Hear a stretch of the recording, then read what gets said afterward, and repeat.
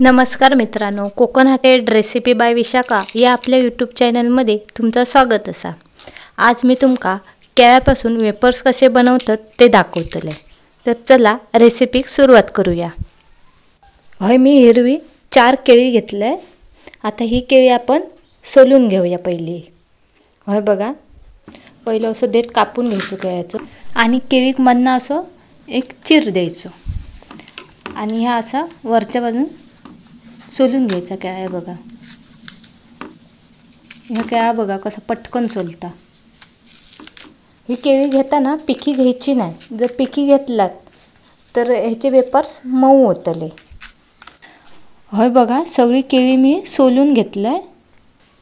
आता मी होय चुलीवर कढई ठेवलंय, त्याच्यात तेल ओतून घेतोय। तेल तापेपर्यंत होय मी एक वाटी घेतलंय, त्या वाटीत मी 1 चमचा मीठ घेतलंय आणि थोडासा पाणी घेतलंय। आता हे मीठ आपण विरघळून घेऊया पाण्यात। आता बघा एका बाजू तेल तापला।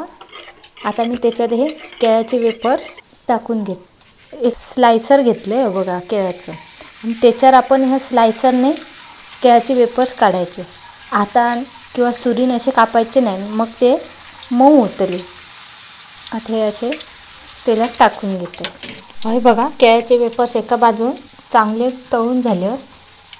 हे बघा जरा बुडबुडे पण कमी झाले।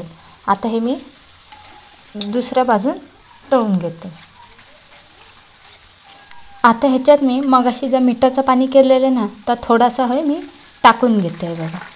पण टाकताना हळू टाका, नंतर तेल नंतर अंगावर उडतं। हे बघा आवाज बघ कसं होता। होय बघा, आपले वेफर्स हे तळून झाले। आता हे मी काढून घेते। आता हे एका ताटात आपण काढून घेऊया। हे वेफर्स किती कुरकुरीत झाले आहेत बघा। आता मी त्याच्यात 1 चमचा लाल तिखट टाकते आणि 1 चमचा चाट मसाला टाकून घेते। आता आपण ह्या मिक्स करून घेऊया। आता ह्याच्यात परत आपण मीठ टाकायचं नाही, कारण तळताना आपण मीठ टाकलेलं नाही तर हे खारट होतले। आता हे मी बघा मिक्स करून घेतले। आवाज बघा किती मस्त येतात। तर तयार असत आपले हे केळ्याचे वेफर्स। हे बघा, हे केळ्याचे वेफर्स किती कुरकुरीत झाले आहेत बघा। आवाज ऐका, खाताना पण हे खूपच सुंदर लागते। तर असे वेफर्स तुम्ही घरी एकदा नक्की करून बघा।